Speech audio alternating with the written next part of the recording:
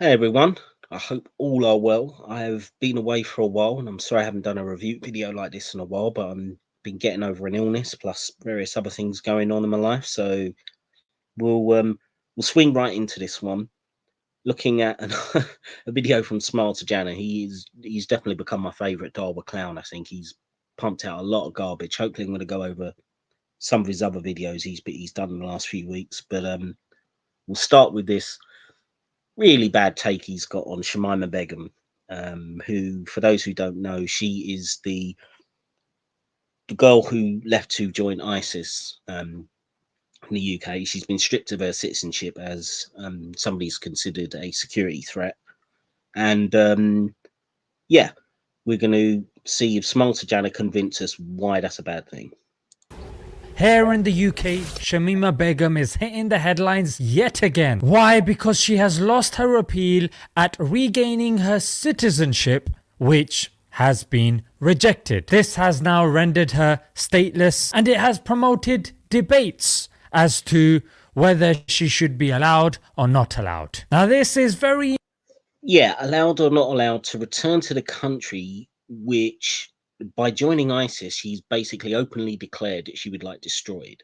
So yeah, let's give the proper context to this.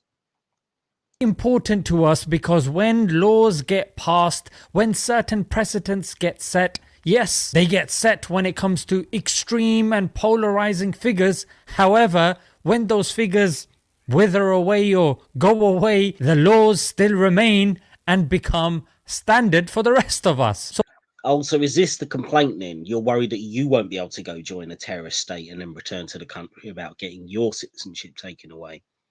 Yeah, I'm not going to cry too many rivers over that, my friend. whilst a lot of us get stuck in the media frenzy and yeah, that person's bad, very few of us actually look at what it actually entails once that person goes. And this is what's interesting. Yeah, but it's not just that person, is it? I mean, this phenomenon. I mean, ISIS is largely broken now, but they've not been wiped off the map. So this could still continue. So it's not just about this person, is it? It's about other people like them who feel that it's okay to go join a terrorist state that actively want to destroy the country that you're supposed to be a citizen of, and then when it all falls apart, just be able to skip on back because it didn't work out for you. That's kind of a big deal with what we're talking about here. Because a lot of Muslims here in the West not only go with the mainstream narrative, but we actively promote the mainstream narrative and make it known to others that we are following the mainstream narrative, mate. Yeah, and what is the mainstream narrative in this case? That she supported a terrorist organization, still basically does, but wants to come back to the country and is that a security threat? And if the mainstream narrative is yes, that's a potential security threat, that is not an irrational one. So you seem annoyed that some Muslims are taking a rational position on this. and openly you see comments like, I'm a Muslim, but I don't think she should be allowed back. And this typically is because these people want to be seen as loyal to the country. Well, number one, you mock that as if that's a bad thing, to be loyal to your fellow citizens, to be loyal to your country. I can understand that, considering that you use every single video of yours to mock any kind of sense of loyalty to the country. But I don't actually think that's why most Muslims would be doing it necessarily, or anyone else. They might be criticizing her on its own merits, for the fact that she went out to join the terrorist organization, was doing it 4 years into her adulthood, and now just suddenly wants to skip back as if nothing's happened. So yeah, you can add all these things about, oh, they're trying to do some kind of patriotic act. No, maybe they genuinely do think what she did was immoral and that she shouldn't be allowed into the country again. But most often than not, this does not work out for us, mate. Yeah, because that's not loyalty to the country. That's just loyalty to that particular ideal. When it's another ideal that eventually you're not going to be happy with, you're still going to end up being called a brownie and being told to go back to his country. Where's this come from? This again, you love just interjecting these fake racial victim narratives into it. Nobody's saying that. Nobody's saying that if you don't agree with the government's decision, that you should well, in your rhetoric, oh, Brownie, go back to your own country. Who the fuck's saying that at any point? You know, this is the only person who's uttered those words is you. So why not live a principled life? You can be grateful to the country and Grateful like you are. I mean, you've mocked everything about this country in every single video. So are you the one to be telling people how they should be grateful for the country? I mean, Jesus, practice what you preach. what it offers, but you can also disagree with stuff that goes against logic, common sense, morality. Yeah, well, you've never done anything like that for those reasons, have you? Nothing to do with logic, common sense, and morality. The only reason you disagree is because of your Wahhabi, Salafi bullshit, Sunni Orthodox Islam beliefs. The fact that you want a caliphate and you wanted, the West to end. That's the only reason you do anything, not for any of these previous reasons. Whatever you want, your religion, your culture. Yeah, that's it. The religion. That's all that you think is valid. Nothing to do with morality or anything else. Whatever, you should be able to give your opinion without the fear of being called anti-national by any. Yeah, and you are free to do that, and everybody does give their opinion, and nobody's been called anti-national for it. So again, complete fake victim narrative. Let's see if you can actually get near a point now. Anyway, let's deal with the facts here. She was Yeah, let's hope you actually get near the facts and don't twist them. 15. Oh yes, she was 15 and she was groomed by ISIS. Yes, that's true, initially. But it's not like that's all that happened, is it? But we'll get into that. Now this is very important, mate. She's clearly underage and she should not be held liable. No, she was underage, so you could reasonably say she shouldn't be held liable for the initial travel over there, but staying there for several more years and being an ISIS enforcer, which is what all the documentation seems to be saying, and the fact that she is essentially unrepentant from her position of traveling over there and joining ISIS and being involved in all the terrible things that they've been involved in. That's what she should be liable for, and that's happened during her adult years. So it's not about the fact that she was groomed by ISIS. It's the fact that, are you responsible for the choices you make as an adult? And I would say, yes, she is. If she is, again, what sort of precedent does that set? In addition, yeah, the precedent is responsibility for what you do as an adult, and that you don't get to say, oh, well, when it first started, I was a kid, so therefore it doesn't matter all the terrorist criminal things I did. The Canadian Secret Services were the ones that smuggled her into Syria, and a few days later. Right, that's not true. The way you're right. What you're talking about is that, yes, there has been this story that came out towards the end of last year, basically saying that someone within the smuggling network, which he went through, was recruited by the Canadian services. So this is the claim that he's made. It's not been confirmed either way, but it seems like there's evidence to suggest that was the case. Now, that happens all over. I mean, security services have their spies everywhere and they recruit people from all sorts of different things. Doesn't really change anything by itself. The Canadians didn't smuggle her in. They happened to recruit someone who was already involved in the smuggling process. Clearly, this guy is probably just looking for a way out of ISIS or whatever. And he's becoming an informant for the Canadian Secret Services. So this is it. You're acting as if like the Canadian Secret Service had a plot to actually capture the Shamima Begum and her fellow travelers and bring her into the country for like unknown reasons. The way you're presenting this story is just completely inaccurate. The Brits were aware of this, but again, it didn't come out. Nothing really happened or transpired. Yeah, what would you expect to happen from that? Yes, we know that spies work all over the world in really dodgy situations and you have to recruit all sorts of dodgy characters into it. Yes, we know that. Anyone who's watched a spy movie knows this kind of stuff goes on. So what? This is actually quite significant. No, it has no significance. Western services are facilitating this, and when it's facilitated... No, they're not facilitating it. They happen to recruit people who are in the smuggling networks because they think that they're going to be able to get useful information on what ISIS is doing. So you recruit people who you can. And this particular guy is making the claim, happens to claim to be part of the smuggling network. So again, get your facts right. That person is then being condemned. What about the... No, the point is that it doesn't matter whether there is some Canadian agent who happened to be part of this smuggling network who they've recruited, that's got nothing to do with her culpability for what she did. That's an entirely separate issue. Secret services, what about them? And let's look at another case study. You might be thinking, no, it would happen to everyone. Well, another 15-year-old. This one was a white girl called Rhiannon Rudd. She was radicalized by the far right, but she didn't have to go through all this, mate. Yeah, and these two cases could not be any less comparable or analogous to each other. The reason she didn't have to go through this is because she took her own life while she was still a child. Okay, so of course she hasn't had to go through any of this.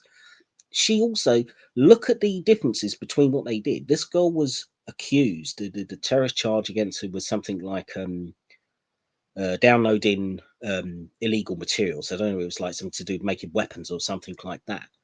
So that was the charge she was. She wasn't charged with going to join a terrorist organization and then being there for years and years and assisting in all the terrorist things that they do. That's not happened with this other case that you're talking about. She just happened to be some kid that was, yes, groomed online, had a terrorist charge against her, which was then dropped because she was still a child, and took her own life before she even got into adulthood. So there's nothing comparable about these cases, yet you won't give any of these details in this video because you're trying to make out there's some kind of racial reason why there's differences in these cases. No, the differences in these cases are because they are just totally fucking different from each other. They've got nothing to do with each other whatsoever. So how about you present the so-called facts in any kind of honest way, and then we might take you seriously. But that she's lost her passport. If she was white and she was called Sharon from Manchester and she'd done something like that, it wouldn't even occur to the government to take the passport off somebody who was obviously British. So I'm deeply uncomfortable about the lack of the ability for rehabilitation and repentance. So that should, if we are a Christian country, we should do that. And then secondly, I think the way we treat people from non-white backgrounds, should we say, in the UK, this is a reminder, an extreme one, that we aren't all equal and that some people's citizenship apparently isn't as secure as others. This guy speaks facts, mate. No, he doesn't. This guy just giving some bullshit opinion, which I think you can easily refute. He thinks that there's a big difference between if this girl went to join ISIS and was from a white European background rather than a South Asian background, she wouldn't have a passport taken. She wouldn't have her nationality status challenge. Well, I can guarantee if she had dual nationality or the potential for dual nationality and they saw her as the same threat as Shamima Begum, then I reckon they would have done the exact same thing. Why would their colour matter? I mean, the fact is, yes, I'd say statistically, you're more likely as a British citizen, if you happen to come from a non-white background, you're probably more likely to have the chance to be a dual citizen. So it might happen more just because statistically you'd be more likely to, but that's not the reason they're doing it. If you were white and they also had the opportunity to take away your citizenship in the same way, they would do it. And whether this guy, in his personal opinion, thinks that that's not the case or not is absolutely fucking irrelevant to the situation. And it doesn't help your case. I mean, this is just a claim without any basis to it. He speaks the truth. And also, guys, some of you have been following the Andrew Tate case as well. Yeah, let's get into Andrew Tate, which has got nothing to do with this and is equally as has no analogy potential, just as as bad analogy as the last case that you brought up. Let's look at Andrew Tate and just see straw man after straw man. Andrew Tate has been accused of trafficking women. These women have come forward and said, no, we weren't trafficked, but they said, no, the mainstream narrative is wrong. It's incorrect. Lo and behold, the courts say, no, we're not going to. Yeah, which court? I mean, should we? It's on the document that you've got up there on the Daily Mail article. Does it say UK judge or does it say Romanian? Yeah, I think it says Romanian there. So what the fuck has this got to do with anything? They're two different legal systems. So even if you think that they're making a bad call or whatever, or that there's an inconsistency, well, it's not the same. It's not the UK government making a judgment on both cases. So this is irrelevant. I'm going to take what you're saying because you've been brainwashed, mate. So Adults here are brainwashed, and even the courts are jumping in and going, no, we can't take what you're saying. But there, people are quoting, yeah, Shamima Begum said this and she said that. But she was a Yeah, two different legal systems, so absolutely totally irrelevant bringing up Andrew Tate. But you could also say that, I mean, the other thing that's non-analogous about that situation is that you're talking about the women in the Andrew Tate case are not the one who are being accused of the crimes here. Okay. So in that sense, the grooming status, you could argue, does not have the same impact on the case. It's the woman who's, which you could, yeah, okay, you can say she's been groomed by ISIS, but she's the one who's committed the crimes here. You know, it's not ISIS on trial. So yeah, this is just, it's just so bad on so many levels to compare these two things. kid, mate. So Andrew Tate can brainwash adult women, but ISIS can't brainwash little kids. No one's saying that. The point is that whether she was brainwashed or groomed or not, is she responsible for what she did as an adult? That's the issue. Yeah, I feel the same way, mate. If this was Andrew Tate that was behind this, we'd be going, this is appalling, right? This is he's convinced this woman that she should be a victim and a housewife in an Islamic state. But because we don't know who's behind it, somehow it all becomes her fault. That's what I mean. She becomes punished. Right. And in the end, No, again, you're going to keep bringing up these little snippets of news. Again, they're not analogous. At the end of the day, it might be if you could say, okay, if these women were, then going around committing criminal activity or whatever, then yes. But, as far as I know, these are supposed to be the victims of Andrew Tate. But again, even if it was the case, it doesn't matter. It's a completely different system. It's the Romanian legal system doing that. So it matters not to this situation with Shamima Begum. Sajid Javid, the token brown guy in the Conservative Party. Token brown guy in the Conservative Party. Have you heard of Rishi Sunak? He's actually the Prime Minister of the fucking country. Have you heard of Suella Braverman, who's the Home Secretary? I mean, how many key, most important positions in the government have to be by what you would call brown people? Before it's not token anymore. Again, these stupid phony racial victim narratives. Token brown person in the government, yeah. I mean, again, it's just because you've got no real argument, so you just can pretend that everything on earth is racism. Because you can't actually argue the merits of, is this woman a threat to the security of the country, therefore is it right to prevent her from coming back to the country? That's the issue here. Not your stupid remarks about the racial makeup of the current government of the UK.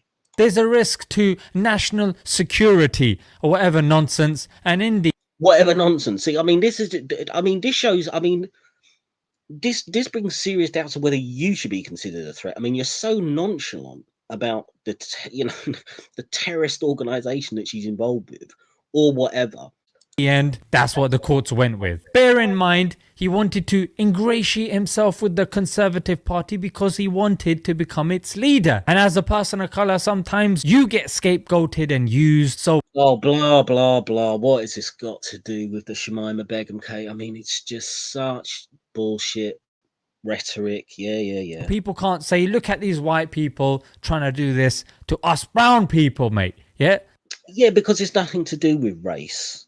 And, the fact is that you do that even when you've got, major parts of the UK government are people of South Asian background, which makes it much harder for you to do this phony racial victim narrative.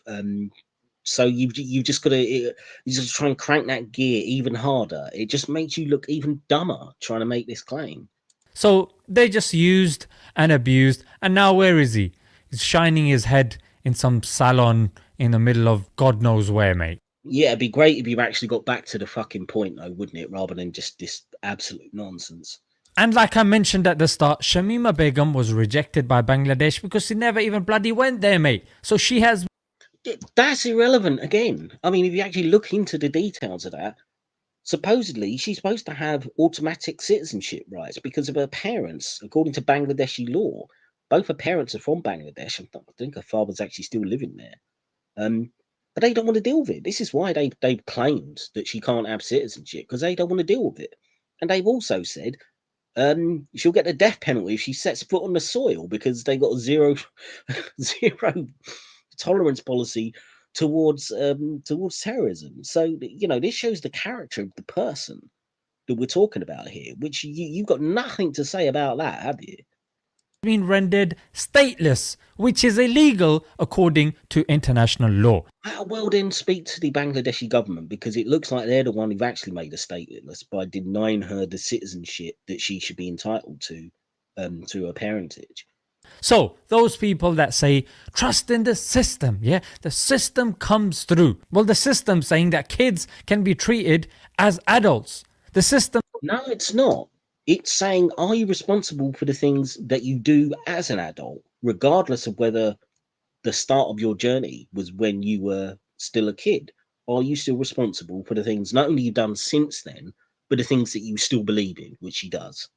Trying to tell us that Andrew Tate can brainwash people, but ISIS can't.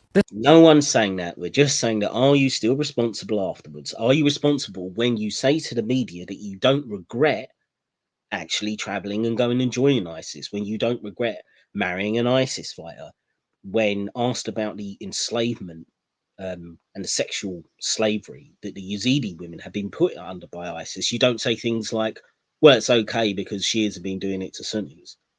Okay, these are the kind of apologetics that she still gives for ISIS, and yet somehow she's not considered a threat. Okay, these are the things that she's asking to be held accountable for, the beliefs that she still holds, and you've got nothing to say about that, because let's face it, essentially you support this is your ideology as well. You support this idea of an Islamic State and all the horrors that go along with it.